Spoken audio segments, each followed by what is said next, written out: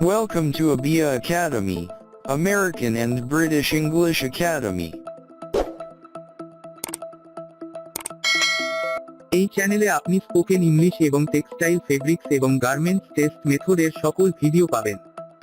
আপনি যদি আমার চ্যানেলে নতুন হয়ে থাকেন তবে প্লিজ চ্যানেলটি সাবস্ক্রাইব করুন এবং পাশে থাকা বেল আইকনটি বাজিয়ে দিন।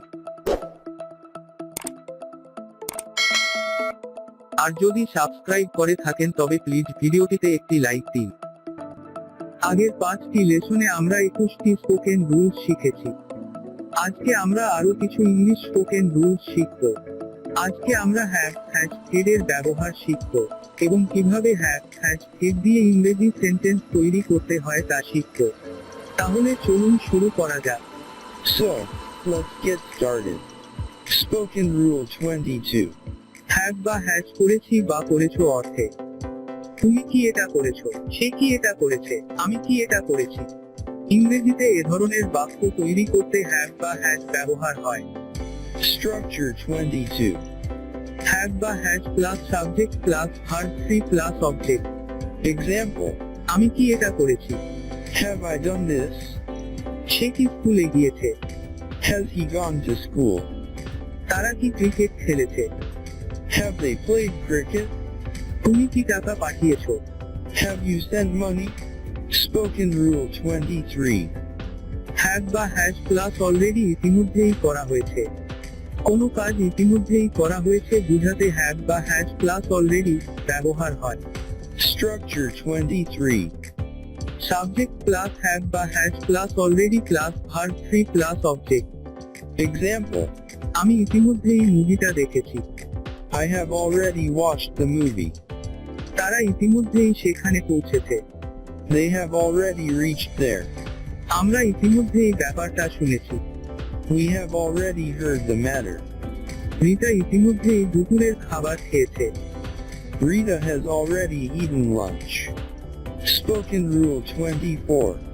হ্যাভ বা হ্যাজ প্লাস ডিসাইডেড টু সিদ্ধান্ত নিয়েছি বা নিয়েছো অর্থে কেউ কোনো কাজ করার সিদ্ধান্ত নিয়েছে বোঝাতে হ্যাভ বা হ্যাজ প্লাস ডিসাইডেড টু ব্যবহার হয়। Structure 24. সাবজেক্ট প্লাস হ্যাভ বা has plus decided to plus verb 1 plus object. Example. আমি একটা গাড়ি কেনার সিদ্ধান্ত নিয়েছি। I have decided to buy a car.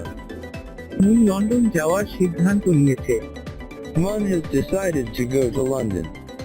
আমরা নিয়মিত ইংরেজি চর্চা করার সিদ্ধান্ত নিয়েছি। We have decided to practice English regularly. Rakib কানাডায় যাওয়ার সিদ্ধান্ত নিয়েছে। Rakib has decided to go to Canada. Spoken Rule 25. Have বা হ্যাজ প্লাস ভার্ব দ্যাট শুনেছি, শুনেছে অর্থে শুনেছি, শুনেছে ইত্যাদি বোঝাতে হ্যাভ বা হ্যাজ প্লাস ভার্ব দ্যাট ব্যবহার হয়। Example. আমি শুনেছি তুমি ইংরেজি শিখো। I have heard that you learn English. আমি শুনেছি সে খুব মেধাবী। I have heard that he is very talented. আমি শুনেছি তুমি কঠোর পরিশ্রম করো। I have heard that you work hard. আমি শুনেছি তোমার বাবা অসুস্থ। I have heard that your father is sick. আমি শুনেছি তুমি তোমার সময় অপচয় করো। I have heard that you waste your time. এবার এই স্ট্রাকচার গুলো ব্যবহার করে নতুন নতুন বাক্য তৈরি করতে চেষ্টা করুন। আমাদের সাথে থাকার জন্য ধন্যবাদ। Thanks for being with us. আমাদের স্পোকেন ইংলিশ কোর্স সম্পর্কে আপনার কোনো প্রশ্ন থাকলে অথবা টেস্টিং বিষয়ে কোনো কিছু জানার থাকলে কমেন্ট সেকশনে লিখুন। আমরা যথাসাধ্য আপনার প্রশ্নের উত্তর দেওয়ার চেষ্টা করব ইনশাআল্লাহ। ভিডিওটি ভালো লেগে থাকলে প্লিজ একটি লাইক দিন। এই চ্যানেলে আপনি স্পোকেন ইংলিশ এবং টেক্সটাইল ফেব্রিক্স এবং গার্মেন্টস টেস্ট মেথডের সকল ভিডিও পাবেন। আর তাই আপনার কাছে অনুরোধ আমার চ্যানেলটি একবার ঘুরে আসুন। Thanks for watching.